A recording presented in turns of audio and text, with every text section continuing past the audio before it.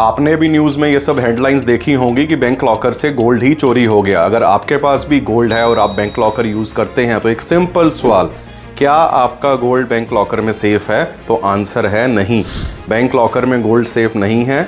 मैं आपको अभी कितने एग्जाम्पल दिए हैं। पहले तो सेफ्टी का इशू है और ऊपर से वो गोल्ड ऐसे ही पड़ा रहता है उसके अंदर, बैंक में कोई काम नहीं करता। और अगर कोई नेचुरल कैलेमिटी आ जाए, आग लग जाए, फ्लड आ जाए या कुछ भी हो जाए तो बैंक आपको कितना पैसा देगा आपको पता है? शॉक हो जाओगे। आरबीआई के रूल्स के हिसाब से बैंक आपको सिर्फ 100 गुना जो सालाना लॉकर का चार्ज होता है उसके हिसाब से देगा। मतलब 5,000 अगर रेंट है तो मैक्सिमम 5 लाख रुपए आपको मिलेंगे अंदर, चाहे 50 लाख का गोल्ड हो चाहे 1 करोड़ का लोन हो बाय डिफॉल्ट।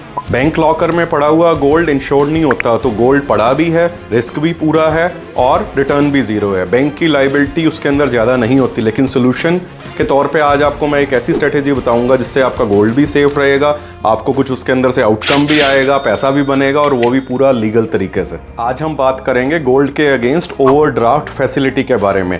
सिंपल भाषा में बोलूँ तो आप बैंक को गोल्ड देते हो कोलेट्रल की तरह एक तरह से, और बैंक आपको उसकी वैल्यू का, मतलब गोल्ड की ओवरऑल वैल्यू का 70 से 75% आपको अमाउंट दे देता है एज एन ओवरड्राफ्ट। कई बार 90% तक भी दे देता है उसकी ओवरऑल अमाउंट के हिसाब से। और बेस्ट पार्ट क्या है, आप जितना पैसा यूज़ करेंगे उसी के हिसाब से ही आपको इंटरेस्ट देना पड़ेगा। अगर आप पैसा यूज़ नहीं करते तो बैंक को 1 रुपया आपको नहीं देना। ये फैसिलिटी काफ़ी बैंक्स प्रोवाइड करते हैं, जैसे कि SBI, HDFC, ICICI, axis, Canara, federal bank और बहुत सारी NBFCs भी, जैसे मन्नापुरम फाइनेंस, मुथूट फाइनेंस।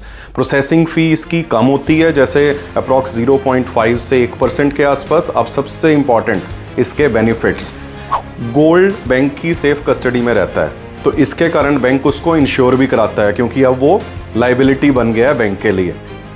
आपको इंस्टेंट लिक्विडिटी मिल जाती है, मतलब आपको बैंक से उस टोटल अमाउंट के अगेंस्ट आपको लमसम अमाउंट आपके खाते में आ चुका है। तो चाहे आप उसको रोज़मर्रा की ज़िंदगी के लिए यूज़ कीजिए या फिर कुछ भी लेन देन के लिए यूज़ कर सकते हैं।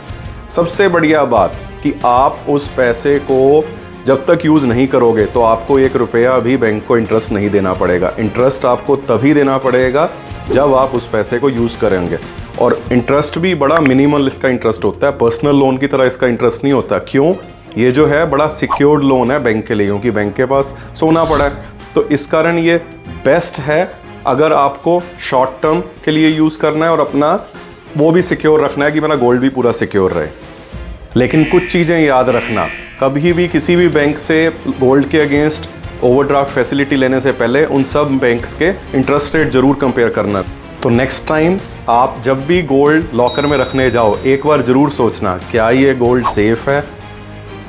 क्या इस गोल्ड को बस ऐसे ही पड़े रहने देना है या आपके किसी काम आ सकता है या पैसा बना के दे सकता है?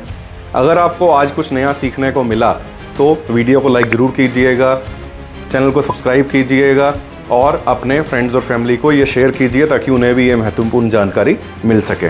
कोई अगर आपकी क्वेरी है तो आप मुझे कमेंट में लिख सकते हैं और मैं उसका रिप्लाई ज़रूर करूँगा। जय हिंद, जय भारत।